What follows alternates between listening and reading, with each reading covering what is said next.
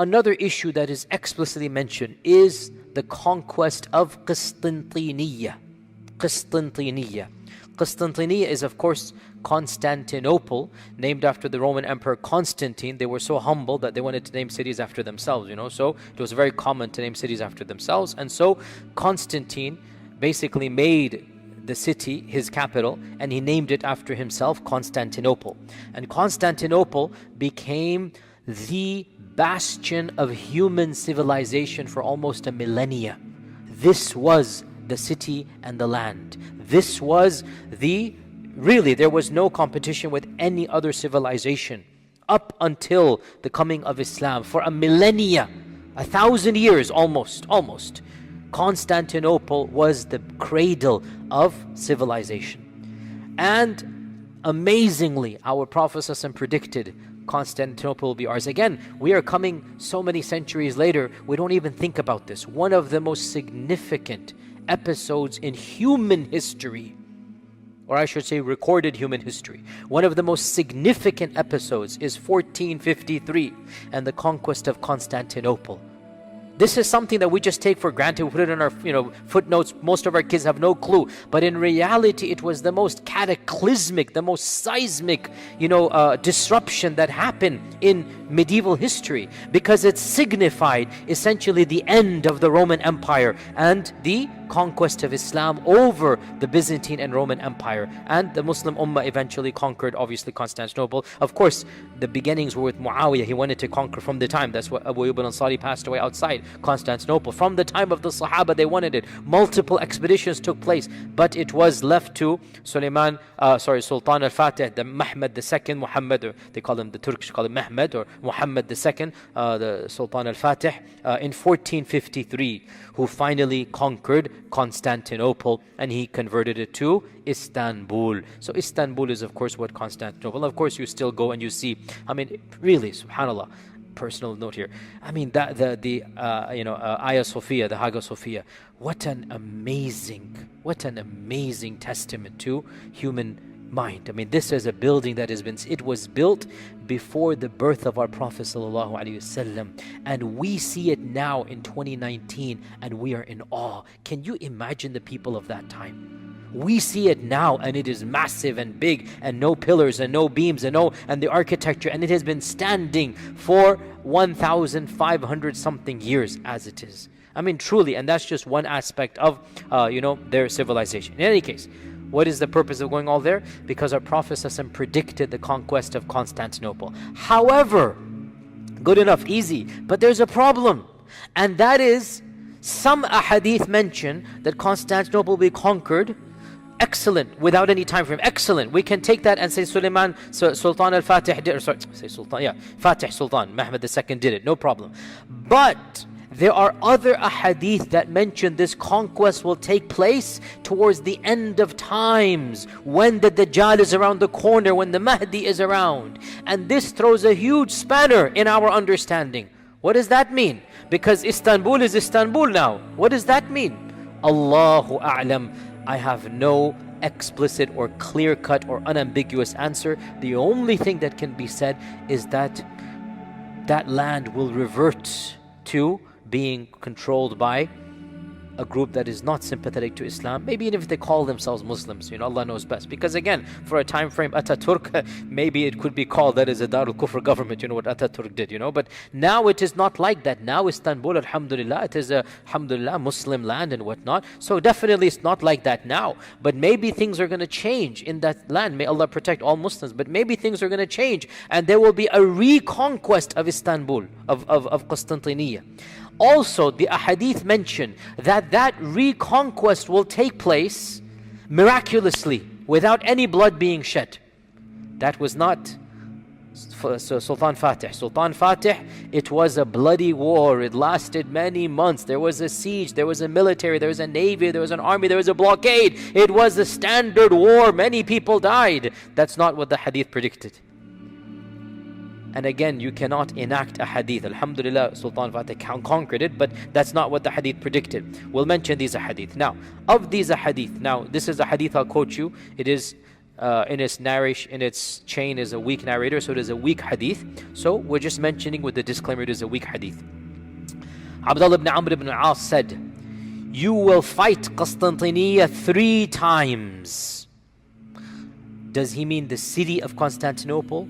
Or does Constantinople indicate the Roman Empire, i.e. Europeans? Either can be there. You will fight Constantinople 3 times.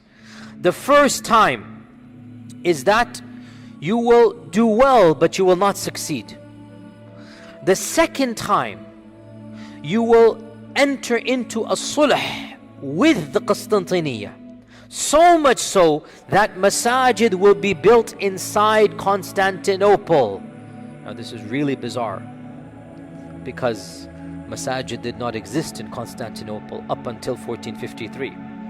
And now there are only masajid in Constantinople. But this doesn't seem to be reference to that. Again, all of these are cryptic. So, until there's a sulh between the Romans and there are masajid inside Constantinople, then you will return for a 3rd time, and you will conquer it with the takbir. You will say Allahu Akbar, and it will be conquered. And the Prophet ﷺ said that 1/3 of Constantinople will be destroyed, and 1/3 will burn down, and 1/3 will be divided amongst you. Now, this hadith seems to indicate a final conquest of Constantinople, and this is something that, once again, it is mentioned in another hadith, which the majority of scholars have interpreted to mean Constantinople. And I'll mention it now. Now the hadith I just quoted you, it is weak. It is mentioned in the Kitab al-Fitan of Nu'aym ibn Hammad, and it is weak. The one I'm about to quote you now, it is authentic Sahih Muslim. These 2 hadiths seem to add to some concept. What is it? The hadith is as follows. The Prophet asked the Sahaba, it's a famous hadith, Sahih Muslim, have you heard of a city, half of which is in the water and half of it in the land? Or in another narration, have you heard of the city, part of it is in the water and part of it is in the land? The vast majority of our commentators said this is Constantinople, because Constantinople, essentially it divides Asia from Europe. You have the Bosphorus Straits, right? And you have that city that, it's considered that it is basically one half this way, one half that way. So the majority of our ulama, and Nawawi ibn Kathir, others, they say this is Constantinople that the Prophet is describing. They said, yes, we have. Listen to this now. The Prophet said, hadith is in Sahih Muslim, the Qiyamah will not happen until 70,000 of the Bani Ishaq will conquer it. Not the Bani Ismail, the Bani Ishaq will conquer it. And when they come to it, they, the Bani Ishaq, will not fight with swords, nor will they fight with arrows. Rather, they will say, La ilaha illallah, Allahu Akbar, and one of the sides will fall down. Then they will say, La ilaha illallah, Allahu Akbar, and another side will fall down. Then they will say, La ilaha illallah 2, 3, 4 times until all 4 sides will be fallen down. And then they will enter the city and begin to distribute his ghanima. And while they are distributing his ghanima, the shaitan will call, or a crier will call, that verily the Dajjal has come out to your family, and they will leave everything and return to their family. End hadith. Now, we've heard a similar hadith before, but now we have an added detail. What is that detail? 70,000 of the Bani Ishaq will conquer Constantinople. So, putting all of this together, it is plausible, very reasonable to say that the armies of the Mahdi will be fighting at multiple places in this world. And some of the fighting will be more severe than others. And one of the very end of those battles will be the battle of the conquest of Constantinople.